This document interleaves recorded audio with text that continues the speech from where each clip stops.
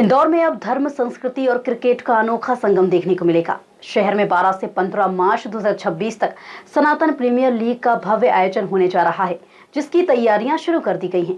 इस विशेष cricket premier league में देश के जाने माने संत और महात्मा शामिल होंगे। आयोजन को लेकर आयोजकों ने इसे युवाओं को सकारात्मक दिशा देने की पहल बताया। धार्मिक और सांस्कृतिक आयोजनों के लिए पहचान रखने वाला इंदौर अब एक नए रूप में नजर आएगा। 12 से 15 मार्च तक आयोजित होने वाली इस सनातन प्रीमियर लीग का आयोजन देवकीनंदन ठाकुर के सानिध्य में किया जाएगा। कार्यक्रम में मुख्य अतिथि के रूप में स्वामी सदानंद सरस्वती की उपस्थिति रहेगी। आयोजकों के अनुसार इस लीग का उद्देश्य युवाओं को खेल के माध्यम से अनुशासन, संस्कार और राष्ट्र भावना से जोड़ना है।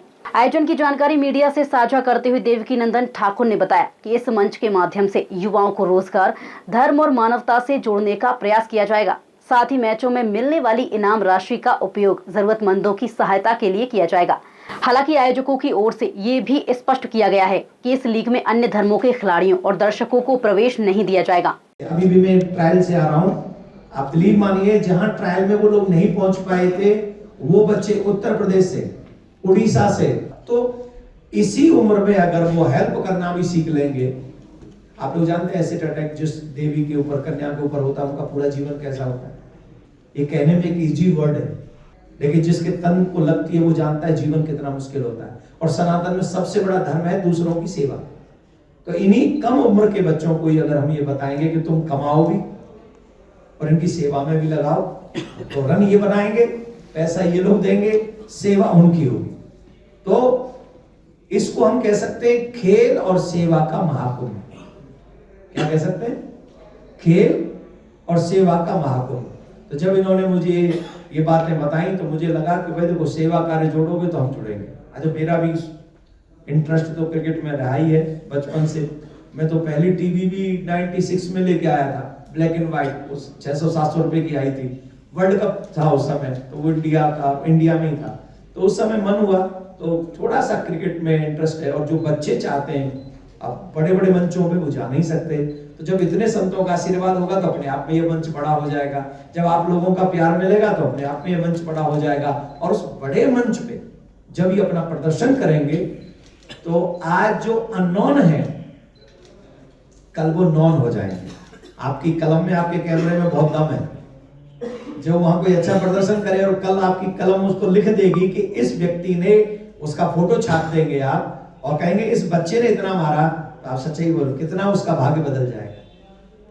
हम लोग उसके साथ फोटो खिंचा ले, भैया हमारे साथ फोटो खिंचा ले, भाई तू स्टार है, तो उसका भाग्य बदल जाएगा, वो स्टार बन जाएगा।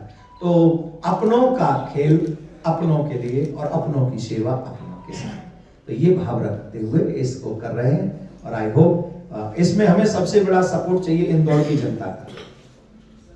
बड़े बड़े स्टार आते हैं क्रिकेट खेलने,